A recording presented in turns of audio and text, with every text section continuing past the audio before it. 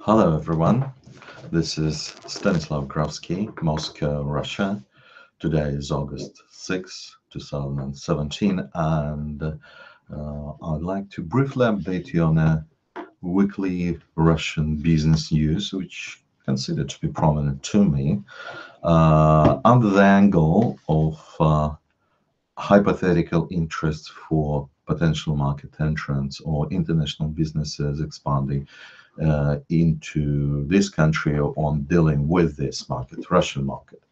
Why is that? Well, basically, my specialization or focus in the last nearly 30 years is in helping international businesses to deal with this market or to expand the activities onto or in relations with this market. So my approach to those news are basically very much practical.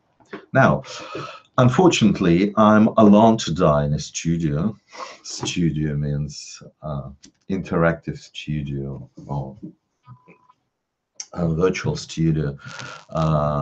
My friend Tate Ulsaker was unable to join me today, and if he can't, I would be very much helpful if he help me to participate and to expand on this today's topic.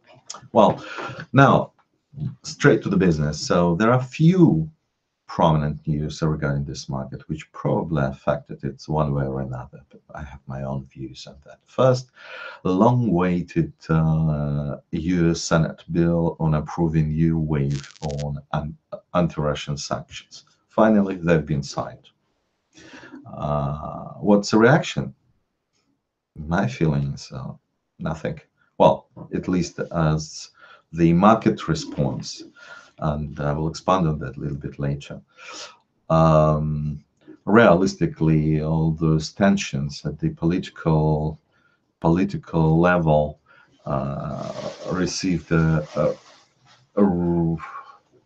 response at the once again on the political level. Russian government, foreign ministry instructed American embassy to reduce their staff to a certain amount of people. I think it's kind of 400 or 700 people are leaving Russia these days. What's that to business? Well, a part of increasing tensions in the political sphere, nothing really, in my opinion, nothing really makes the situation worse. More than that, all those functions, and I and Tate discussed it quite a while in a series of our preceding videos. All those sanctions realistically have little effect on this economy. The only painful point, if you like, is a lack of cheap banking financing, which was cut 3 years ago. But these days, the economy and the local banking system in alliance with Asian commercial structures, including financials and financial area and government, quite used to the situation, and the market is definitely on the grow. So I really like. A week ago, I think it was an article with hypothetical question: U.S. sanctions, how they affect the punished realistically. Now, back to the issue. Today, once again, August the 6th, 2017. Today is a 3 year sharp 3 years anniversary of Russian countermeasures or counter sanctions, which enforced onto the US and the continent, mainly EU countries, prohibiting them to sell mainly food products on this market. Interesting. What do we have out of it? Well, we have clear tendency of growing agri sector. Why agri? Agri is quite fast return sector, and realistically, in the last year or two, it's 3 years past since our Russian counter sanctions. Russia is among the leaders, world leaders, or exporters of meat, grain, food products, and so on. Is good or bad? Well, you are to judge, not me, but definitely in a situation when something is missing, unlike financing, which were being resold on this market by local financial institutions, the market got mobilized, and as of today, agro sector or agri industry, food industry, proved its viability, and realistically still on the grow. So from my opinion, agri industry is still a very much interesting area for potential market entrants, in particular the ones who consider entering this market with the competences in this particular area, plus their own financial means, thus competing with the local banking institutions for cheaper financing. This way, it might be quite a very lucrative business, and nobody's supposed to reinvent the wheel. You just look on what's happening in the market and just repeat it. As of the other consequences or outcomes of the US sanctions and EU sanctions enacted on this under this country in February 2014, it's definitely boosted trade with Asian companies and governments. Asian means mainly, well, initially, or pretty much, to be precise, was China, in particular in the energy sector, oil and gas, food, agri industries, plus the other countries from Southeast Asia and Middle Asia. The second interesting topic of this week, or signal, is that after enforcing a new wave of sanctions, which are literally, as they are in the US Senate bill, are against North Korea, Iran, and Russia. Well, thank you for the kick. Iran and Russia discussing free trade zone, or they call it area agreement these days, with Eurasian Economic Union. When we talk about Eurasian Economic Union, don't forget that Russia is a part of it, and I will basically talk about 185 million consumers. Russia alone is #1 consumer market in Europe in terms of potential consumption of ready-made goods. But in today's perspective, it's not only the market to sell, but it's also market to manufacture. Let's say, quite a variety of product or even high technologies.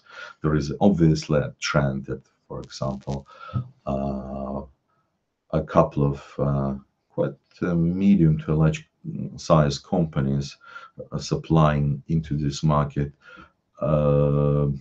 Chinese-made tablets, relocated their major manufacturing facilities, including R&D, to Moscow, which is the most expensive in terms of the labor costs, and it's still profitable.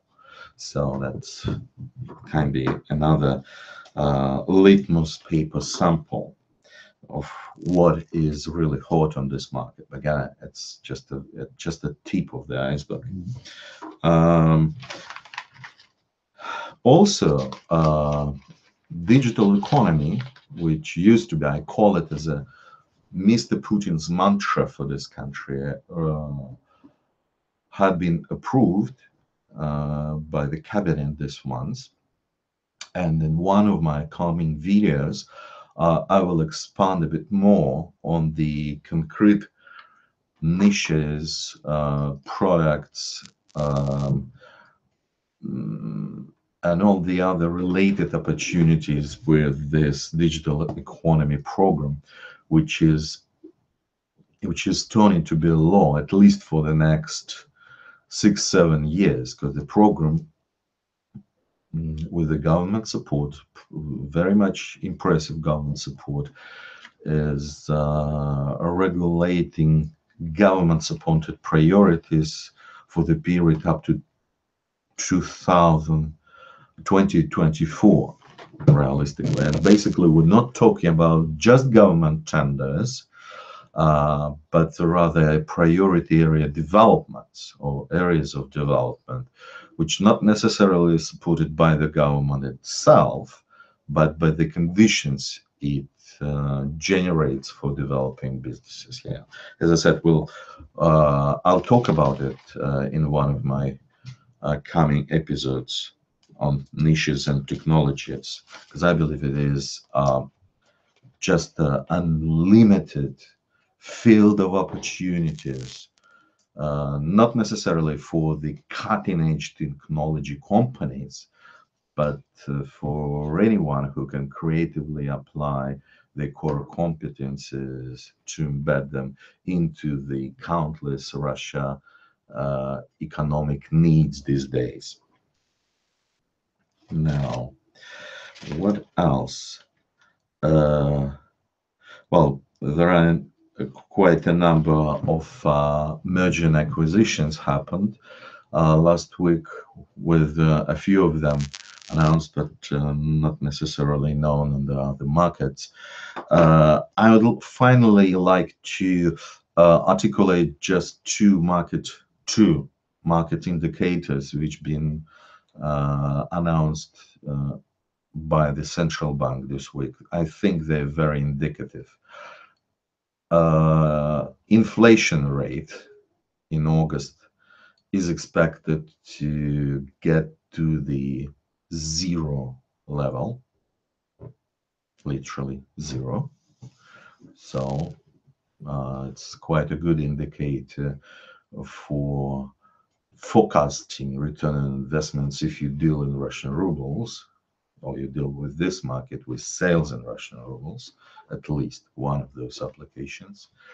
And another indicator is the mortgage rate, which gone down to its historical lowest level. Well, if you talk about this level realistically somewhere in the West, you would say it's quite high. But again, when you talk about this country, 11%, it's still high, but nevertheless, we never faced zero inflation rate in the history yet, at least in what I remember. So mortgage rate could be also an indicator for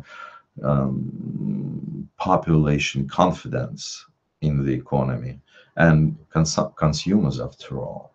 By the way, in the last year, the absolute number of mortgage loans released beat all the records in used Russian history.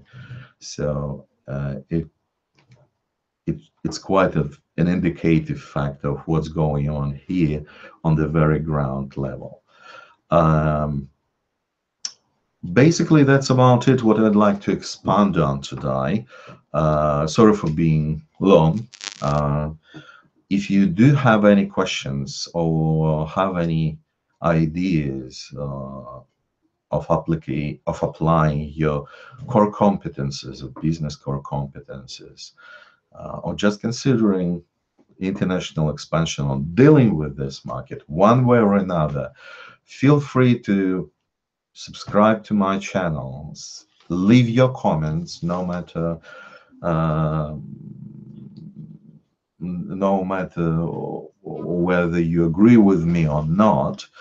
Any feedback would be very much welcome.